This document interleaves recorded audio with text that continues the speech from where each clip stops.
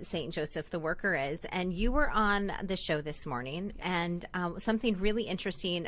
You guys have a number of different programs, but with the issue of inflation and getting food on the table with families, you guys have this great idea, like feeding your family for $5 or less. Yes. Yeah.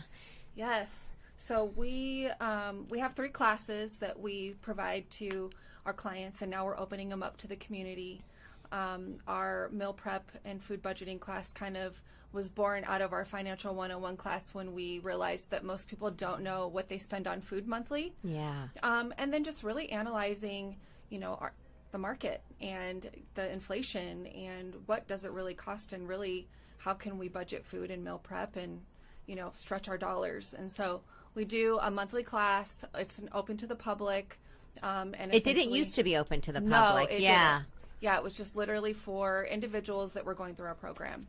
But every time we talked about it, to anybody really, they were like, what? Oh my gosh, that's so cool. I wish I could go to that, or I wish I could send my daughter or my son or whatever. And so we were like, why not open this amazing class up to the public? Yeah, so, what a great idea, and I think a great resource for the community. What is St. Joseph the Worker? I think I first learned about your organization. It might have been maybe 13, 12 years ago.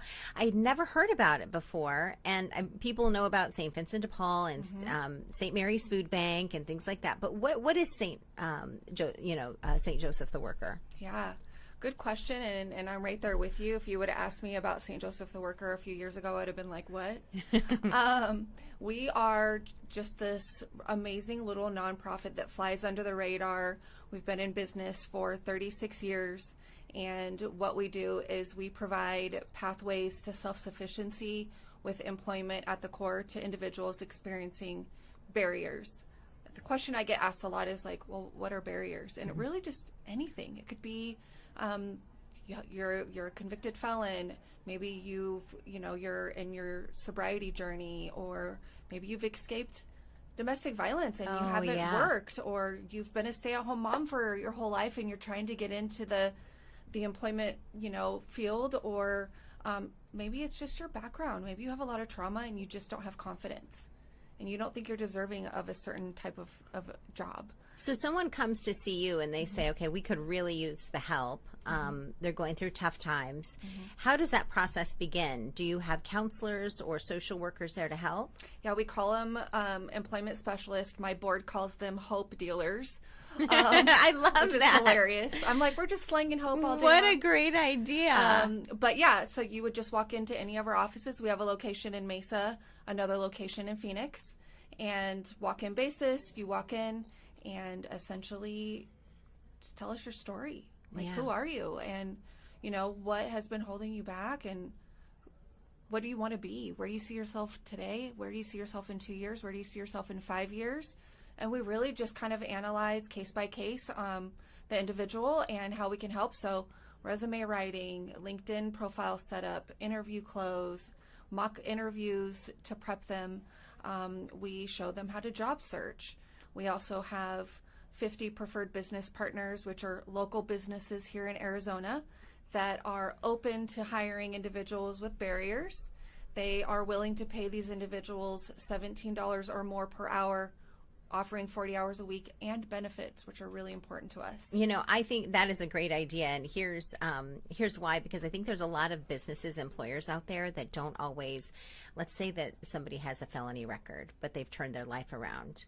Right. Some businesses won't hire them. And I ran into one gentleman at a car wash. I won't say which car wash it was, but he said, our boss is so great. He's like, I know you won't believe it, but I have a record. Like, he's sitting at my window, trying to sell me a car wash. And he said, but I'm so grateful for the fact that this employer gave me a second chance. And he said, and actually there's a number of us here who have had records, but we've all turned our life around. And so kudos to those businesses that you guys are working with that are able to do things like this. Oh, it's so beautiful. I mean, these individuals are lifers, right? Like, they're just so appreciative, like the gentleman you're talking about, for the opportunity and willing to do whatever it takes to provide and really, live a self-sufficient life. It's heartwarming for me to see it. And then also just understanding the market, right? When COVID hit, the inflation also hit, but then a lot of the employers in the Valley needed people. And so what better way to get people, right, than to opening up opportunities for individuals that may not tick every single box, but are willing to put in the work to be probably one of your best employees. And so that has been beautiful. It's huge for our clients.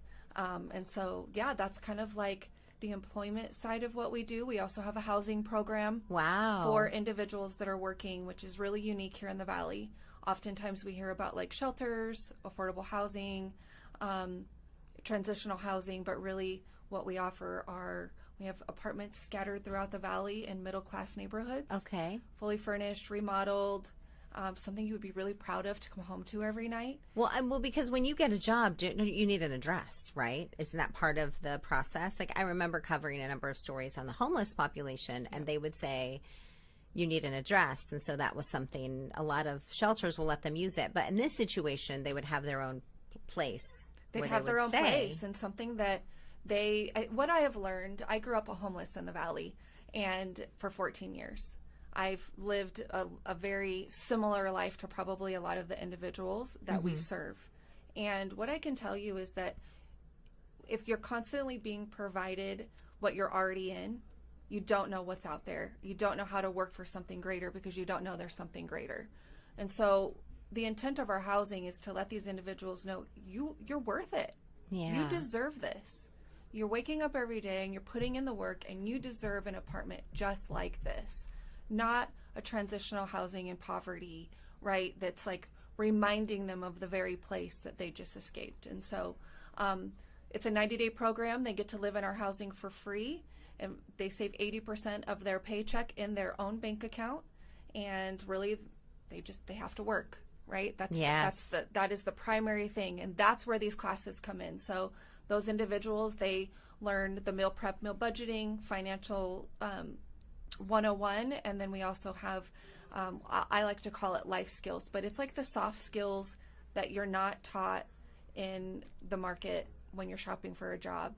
Yeah. That you need to keep the job. Right. I put the information up so people can read a little bit more about it up on the screen. But we need to back up because I need to know more about how you made it out and what that was like for you. It was crazy. I am a native. I love me, Arizona. My parents were Trevor Brown High School. Trevor Brown. My parents were addicted to methamphetamine, and the first 14 years of my life, we grew up homeless, and so we lived in the U-Mom shelter. I went to That's a great organization, by the way. Yeah, we support them. They're a partner of ours. It's an organization that I have personally supported for many years. But abandoned homes and cars. Were you going to school during all those years? Kind of. Yeah. I'll just plant that out there. So I did. I went to the Thomas J. Pappas School for the Homeless. Okay. They're now called Children First Academy, which I also financially support. And there were stints in that journey where I didn't go to school because I was taking care of my siblings. My dad went to prison when I was 10 and stayed in until I was an adult, a convicted felon. And my mom left in the middle of the night when I was 14, and she never came back. Goodness. And so I get asked often, well, how did you get out of it? Like, tell me what you did. The truth be told is I've processed that question a lot over the years.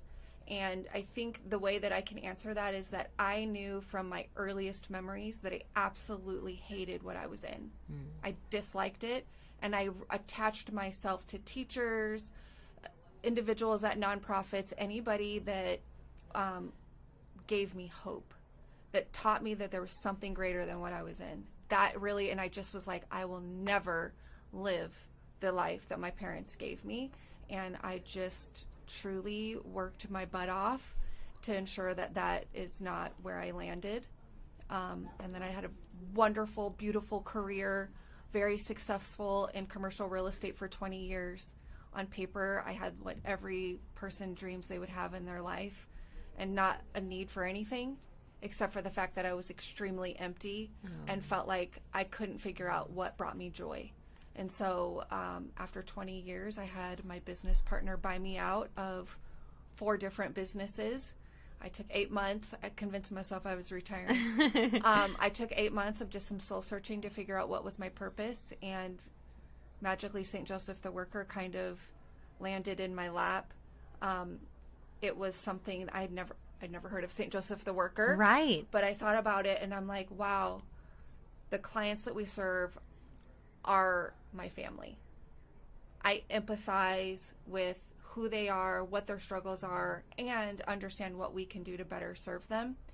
Plus, I get to marry my 20 years of C-suite and business ownership and the market with commercial real estate, and take all that information and weave that together with, professional mind and logic to my heart. And so St. Joseph the Worker was like perfect for me, and I love it. Wow. Okay, so 14, your mom leaves. Yep. What was, if you can look back and recall, was there like one moment where you were like, as you look back, that was the moment it changed, or that was the person I talked to that changed my perspective, or gave me an opportunity for me to grow out of where I was? Yeah. There's so many. Yeah. I'm so grateful for that. But I'll just tell you that I was living in the UMOM shelter, so I was probably 12. Okay. And going to the Thomas J. Pappas School for the Homeless. Mm-hmm. And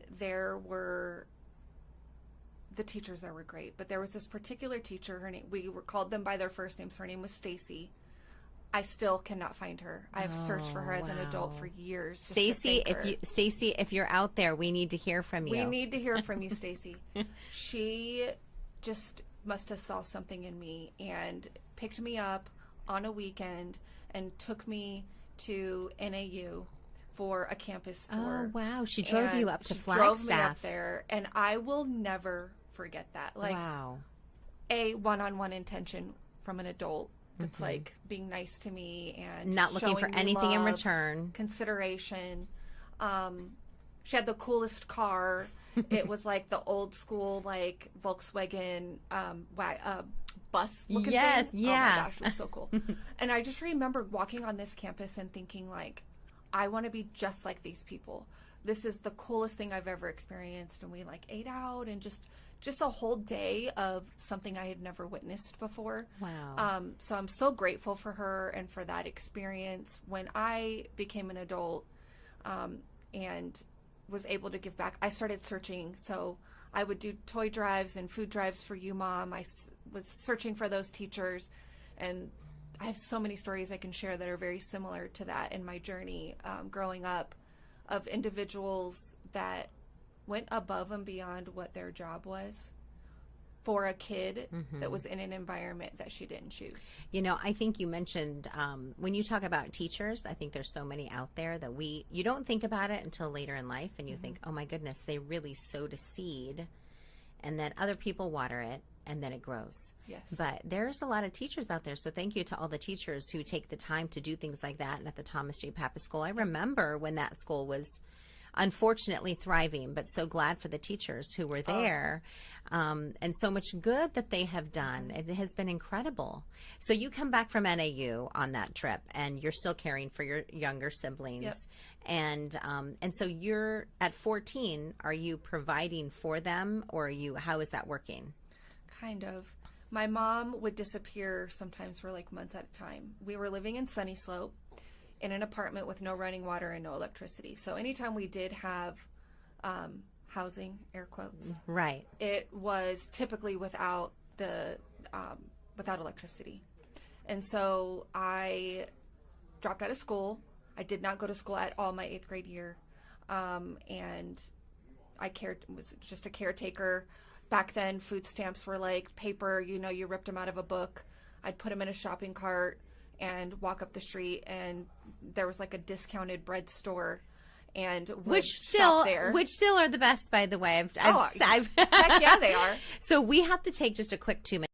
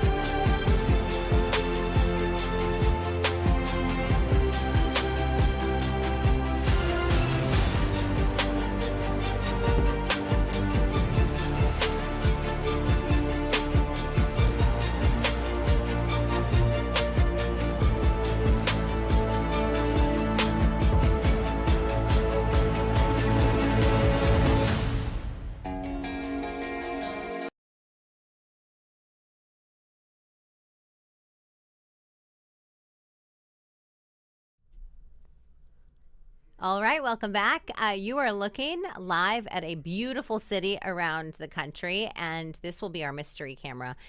Dean Fazzini, thank you so much, buddy, for coming in. He helped me with this, with our deck to push the right button to make sure. We wanted to bring all of you at home or across the world who happen to be watching. I know there's a few of you in Uzbekistan who watch, and all around the country, in fact, here in America. So thank you all for joining us. We are back now with Carrie Masters, and she is the CEO of St. Joseph the Worker. Carrie, thank you again for joining us.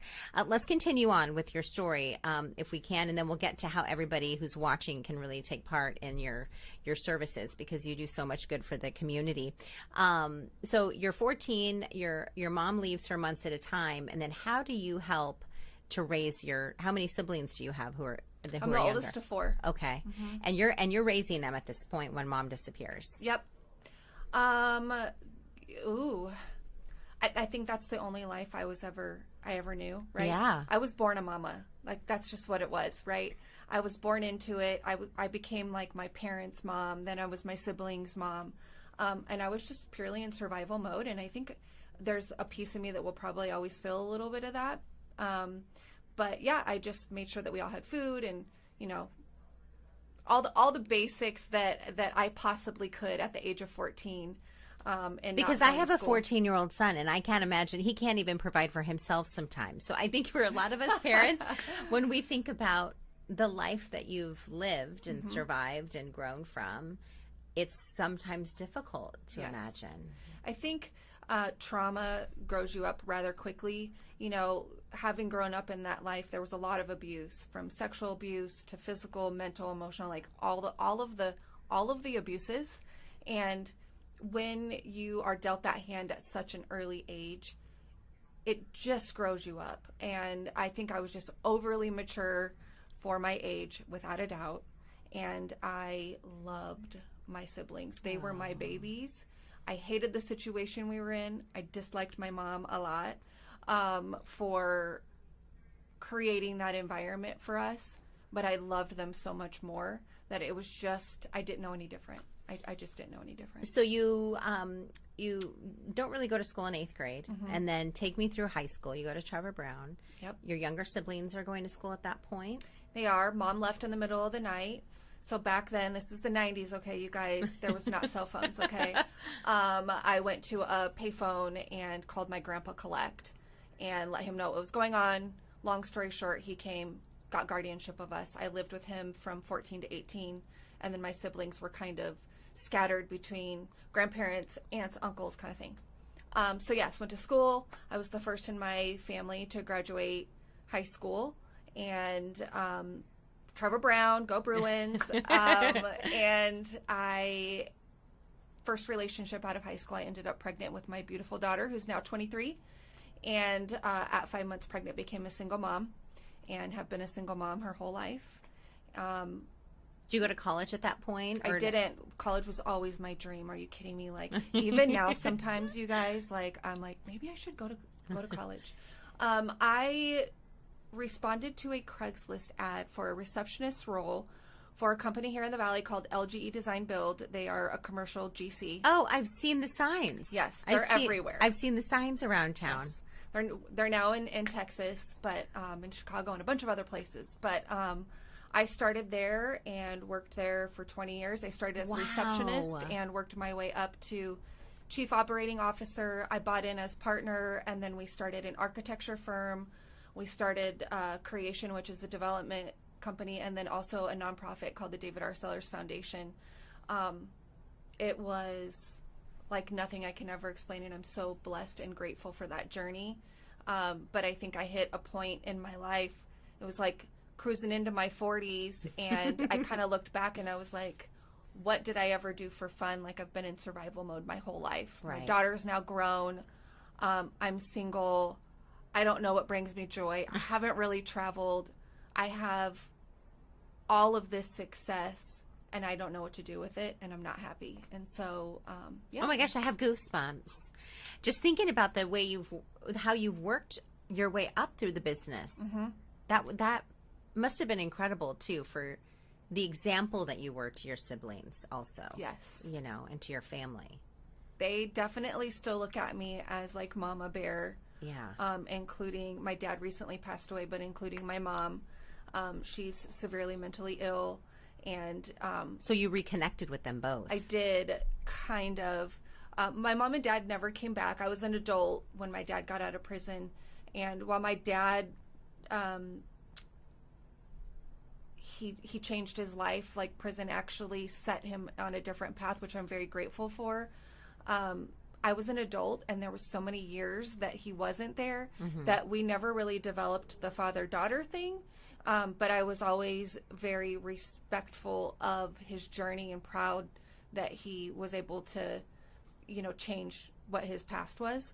And then my mom has been difficult. She's very, very, very mentally ill and has struggled with her sobriety my whole life. And so it's very hard to connect with her, but I do love her, and I do forgive her for the past that I was dealt, and I just wish her the best. I think you bring up a really interesting point, that I have a friend who her son was addicted to meth, and even when he became sober, the effects of the drug were still there mentally. He was not all there. So I think that sometimes we think, oh, when you're sober, it's better. Well, it is better, but there's still something there left behind. There's damage that has been done from, a lot of the drug use that has taken place, unfortunately. Oh, yeah.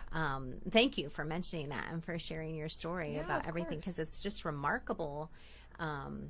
It's just a fascinating story. Congratulations on all your success and everything. And I think it's success, too, in finding joy, right? In finding your place in the world, and where we give back and where we help. And your daughter, I'm sure she's super proud of you, too. She is. Let's go ahead and talk about, we have about 5 minutes left, and I want to make sure we fit in a lot about St. Joseph the Worker, too, which you're the CEO of. Talk to us about a little bit some of the classes that you have available, and I'll put up the information for folks who are watching. Yes. So we do classes every Tuesday at 4:30. We have a schedule for anybody that wants to sign up. They are free. So today at 4:30. Today's Tuesday. Today at 4:30. And so our next meal prep class is on September 4th. I'm not sure. I think today's is maybe the life skills class. So we rotate. We have 3 different classes. Personal Finance 101, Life Skills, which is kind of this one's probably my favorite.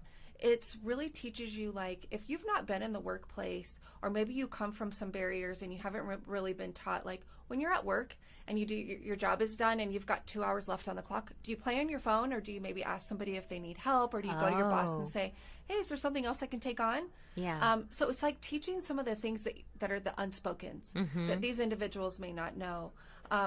Conflict resolution, how to have conversations at work, and those kind of things. So that's kind of our life skills class. And then, of course, as you guys know, our meal prep and budgeting class. All 3 of them are an hour long. And essentially, it's really focused on each of the individual topics. So personal finance is peeling back the onion, taking it back to step 1.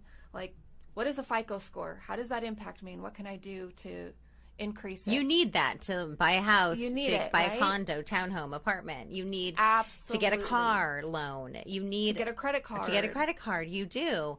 I want to put up the sample grocery list that your company sent in for us, because how much did you spend? You said you did this with your daughter over the weekend. I did. And how much did you spend on the grocery items? So, first of all, let me just say I've never done this, and I was definitely one of the people that was like, oh, how much do I spend on food? And so I took this list on Sunday, and I literally followed it, adjusting it to me, right? Like, I'm dairy free, so of course I didn't get the milk. I got almond milk. But point is I took this as my baseline. Not only was it extremely fun going through the process, and me and my daughter had a blast doing it, but I spent $75 on basically 2 weeks worth of food. And some of the stuff like the rice and things will last longer than 2 weeks. I was blown away. I mean, I'm just going to call myself out here right now. Like, you go and Uber eat one dinner just for 2 people. Right. You hit $75. No, thank you. You're absolutely right. And so to think that expensive. I just spent $75 on food that's going to last me 2 weeks. And we had a blast. We turned on good music, and we meal prepped together. Oh, good. And came up with all these ideas and varieties with just the basics. And so it was actually a lot of fun. It was very eye-opening, and it really made me realize the importance of it for individuals that do live on a budget. Because bringing your lunch to work, I mean, it's a normal thing for a lot of folks. And then if you meal prep, you have dinner and lunch, and sometimes breakfast as well. Yep. So that's a big deal. How do people find out more information about it? Do you have a website? Or? We do. So visit our website at sjwjobs.org. Okay. We have our class schedules are on there. Information about our 2 programs, both housing and employment. Okay. And all of it's going to tie back to our classes. Where in the Valley are you guys located? We have 2 locations. Both are just off the public transit. So one in Mesa off of Dobson and Main. And then the other one is in Phoenix off of 7th Street and Palm Lane. Okay, good. 7th Street and Palm Lane. That's just north of McDowell. Okay, good. Okay, that's right in the center of town. Yes. Okay, so usually what we do, Carrie, is we show you a mystery cam, and we get to get. Oh my goodness! Look at Carrie's face; she's excited. She's like, my gosh! So we're going to show you a mystery camera. It's somewhere across the United States, and actually, I think we've across the world. Dean Fazzini, who came in, he came in and showed us, and then we get to in this envelope that I'll let you open. Okay. We get to find out where the location actually is. Okay. So let me go ahead and here we go. Hold on, a break. Okay. Let me go here. Okay, so here it is right here, Carrie Masters from St. Joseph the Worker. Carrie, thank you for coming in. I appreciate it. This is a live look at our mystery cam for all of you who are watching on YouTube as well. So we usually like to look at the topography, Carrie. Like, there's water, there's some very cool houses, right, with those, long piers. Where do you think this could be? You guys, I am not a traveled woman. Let's just say that. Did you ever take the big trip, by the way? Or is that coming? I have taken the big trip. We want to do another one in December. We're thinking Belize. Ooh, okay. Okay, so I'm going to go with somewhere maybe in the Midwest. Maybe because of the green, maybe because of the houses. Okay. Ooh, you guys. Somewhere on water. Somewhere on water. Okay, we have I need you to open the envelope. Take a quick guess. Okay, we're going with Missouri. Okay, Missouri. Oh my gosh. Okay, you might be right, actually. I'm going to go with Alabama, just for fun. Okay, let's see what Dean threw in there. Alabama or Missouri? What does it say? Oh, Isle of Palm, South Carolina. Oh, South Carolina. Okay. Oddly enough, I was thinking maybe North